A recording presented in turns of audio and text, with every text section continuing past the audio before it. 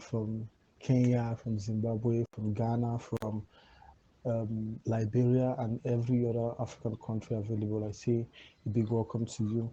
Like I said, I'm going to be using mostly voice notes because some points needs to be stressed. So in order to effectively pass the message, I think it's better for me to relate via audio messages. Okay, so please bear with me. And like I said, if you don't have a headset, please get one and an earpiece. It helps too. And I'll be communicating also through photos. I'll be sending in some photos, maybe slides and singles, so that we can still have something to go back to, something to fall back to. Okay, it makes us have an order in the place. All right, so please try your best not to make the group too noisy with comments. Okay, I understand some of us are still trying to explore the experience. That's nice, it's very welcome. But when I start fully, I would like us to do more of listening. And if you have questions, you can just hold on for a while till when I'll be saving questions as time goes on. But basically, I want us to just put it and listen to everything that has to be said. If you have any questions, you can just jot it down and keep it so you don't forget it. Okay, so once again, you're all welcome to this class on grant writing. And I pray God help. The purpose of coming here shall be achieved, and most importantly, nobody leaves here regretting. Every one of us that partakes in this class shall have an increased knowledge and understanding of what it takes to write a grant. And even as we apply it in our various organizations, I pray that it shall yield fruits. Amen. So let us begin the process. Okay, in order not to waste your time, we'll go straight to the point, right? Today's class, because we're having it split in 3 days, the first day, which is today, it shall be basically on it will be an introductory class. We get to understand what grant writing is,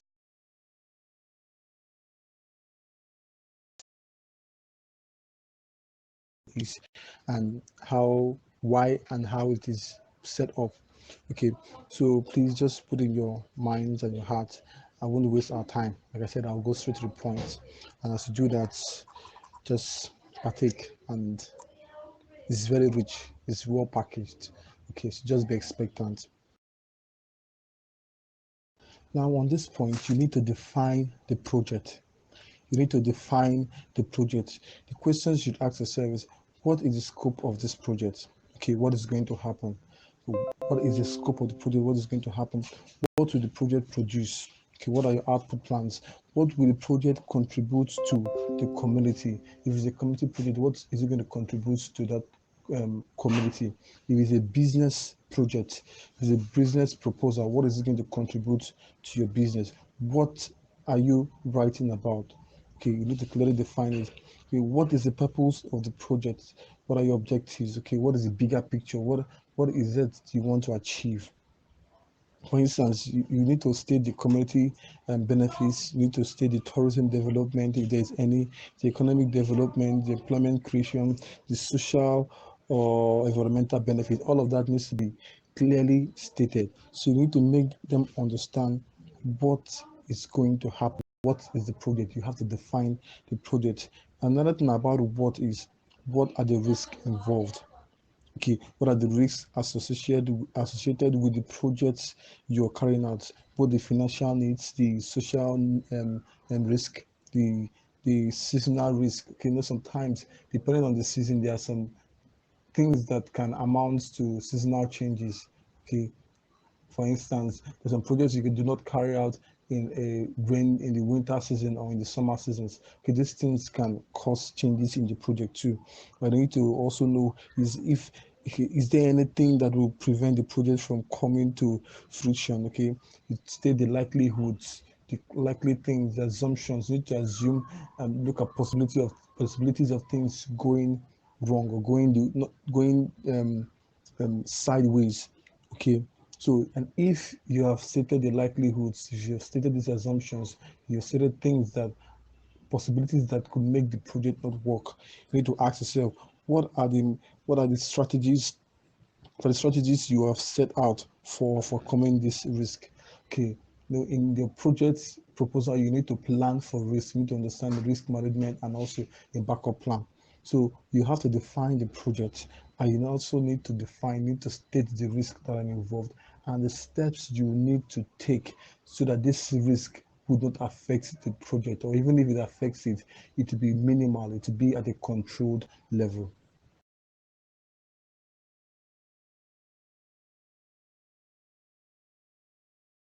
Okay, so the next thing you need to know is where it is going to happen. You need to know where, you need to clearly state where the project will be located. Okay, is it a local place? Is it a local community? Is it a town? Is it at a site? You have to be reasonably exact about that. And you need to also know, will the project's outcome extend? Is it statewide, or will it just be within the area or the community is holding? You need to know if it's going to spread across various communities. Maybe it's a project that you just want to start in community A, and as time goes on, to build to community B and C and D and all of that. You need to clearly state all of that. It is a progressive project. You need to clearly state it and clearly understand how the progress is going to be made, how you're going to expand it, and also you need to also know, have a knowledge, an in-depth knowledge about the area, okay, the targeted area where this project is going to be carried out. Okay, you need to know, have a basic information about the place. You need to find out reasonable information to justify that your project meets the local need.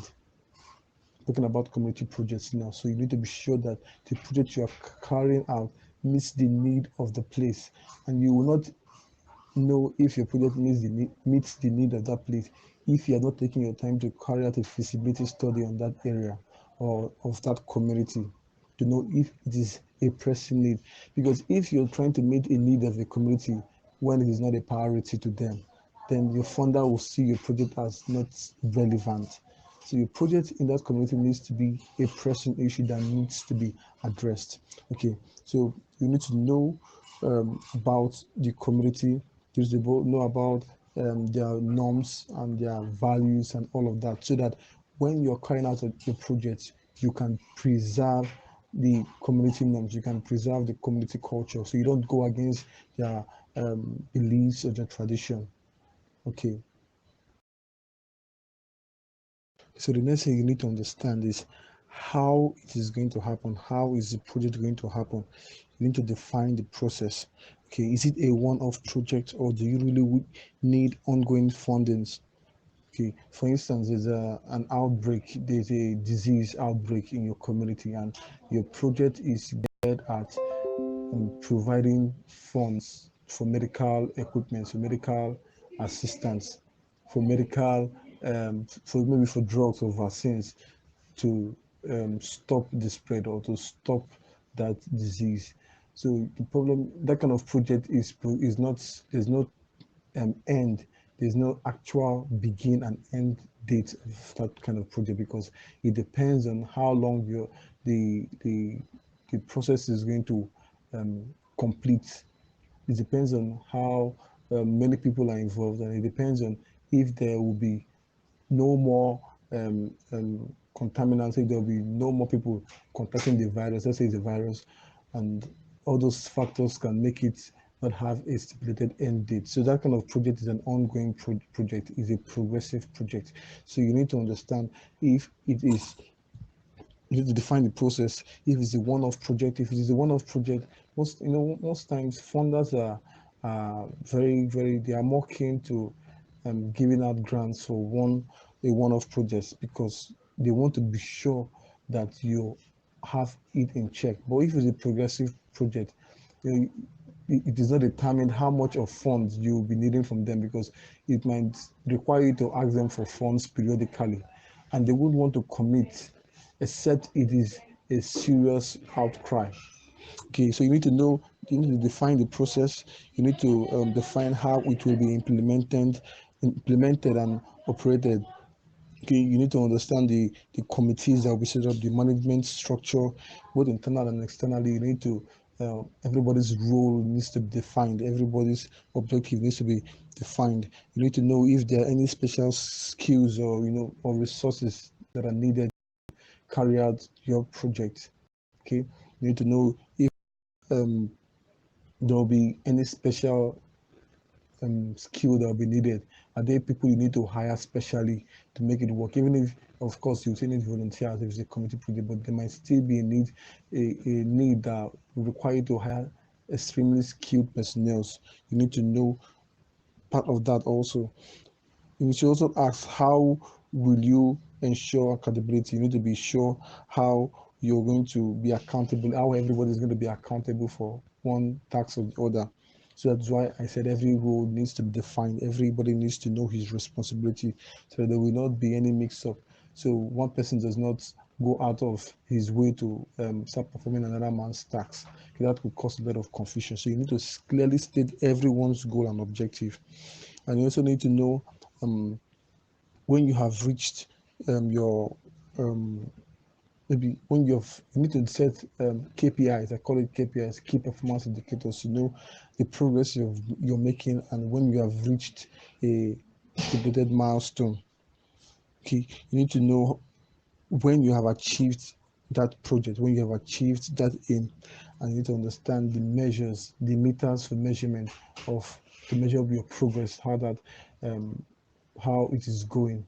So some of us, if you have a KPI, knowledge of KPIs, you know that there's some meters you use for checking to measure the span of a project, to know the progress you're making, and to know how you're not doing it well, so that you can make just like regular evaluations of how a project is going.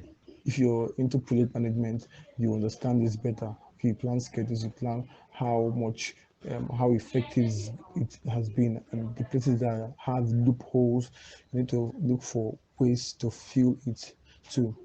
Okay.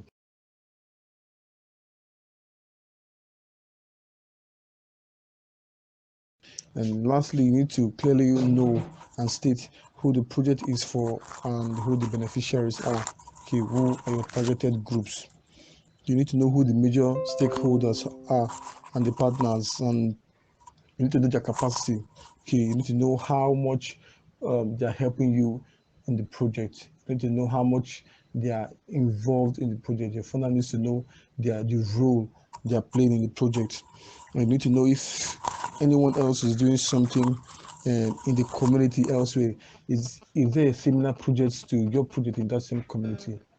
If there is one, okay, it's best advice you don't engage, because funders don't want to. If it is already an organization or a project that is meeting to an extent part of the needs, part of the objectives of your own project, then your project will not hold much water, much ground. So you need to know if there are other organizations, there's another project, similar project going on in that same community. If there is, then it's not advisable to continue or go on for grant, because most funders will see it as a waste of resource. Okay, your project must be dynamic to you. There has to be something that you are that is unique to your organization. It has to be something that only you is engaging in, so that it gathers more weight. Okay, and you need to understand, is there any way you can strengthen your application for grants or your proposal by partnering with other organizations? Because if a funder sees that the proposal you're writing is together, okay, it's more like you are is a combined project with other companies or with other organizations, they are more interested in it, because they know that because they're giving you their money, they're not just making impact in your work. Okay, you're because definitely you sell the name of your funder, so it's not just about you now, it's about you and other organizations that are going to partner you in that project. So you need to know um, if your application can be strengthened by partnering with somebody else. I need to make sure whoever you're partnering with in that project is somebody who is going to be really involved in that project. Okay, and is your organization, is it incorporated? Is it licensed? If you're not licensed, of course, you know that your chances of winning that fund would be slim. Okay, drops. So make sure you are licensed. Make sure you've incorporated.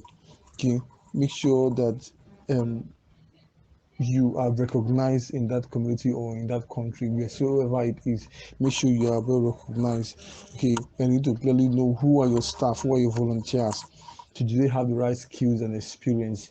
Sometimes when we bring volunteers, most of them are they are just random people. So even if they are not skilled, do you have the right people who can give them proper orientation of what that project requires of them?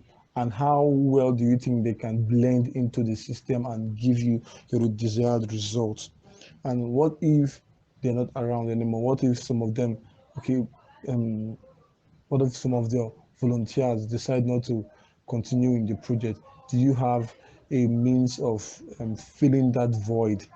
You need to make aware of all these things. You need to know who and who is involved in your project, from the stakeholders to your partners to your volunteers to the paid labor and to your funders. Everybody that is going to be part of the project, you need to clearly state their roles. You need to clearly understand so that you don't have um, misplaced priorities. You don't have people carrying out tasks that is not meant for them. Okay. Okay, so we'll have to run it off here for tonight. Tomorrow we'll continue on. Tomorrow we get closer to how a grant proposal should look, and we'll take some time to define some terms too. So please go through the voice notes, to go through the photos and examine them. If you have any question, you can relate it to me or post on the group. And as they come in, I'll take my time to answer them. Okay.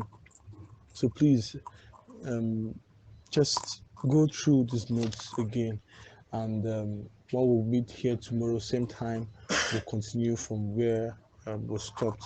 So I wish you have a blessed night rest. I know in Kenya is already about 10:30 p.m. and some places, I think Tanzania is already like 11:30. And to my neighbors in Cameroon, Ghana, I hope you enjoy the rest of the evening. And every other country in the African state, talking about Benin, Liberia, Lesotho, Burundi. Because I just can't name every one of you, but I'm so happy we are all here. Okay, I'm totally happy to see every one of us here. So please just follow up on the classes, and tomorrow we'll continue from where we stopped. Do have a blessed and wonderful evening. Good night.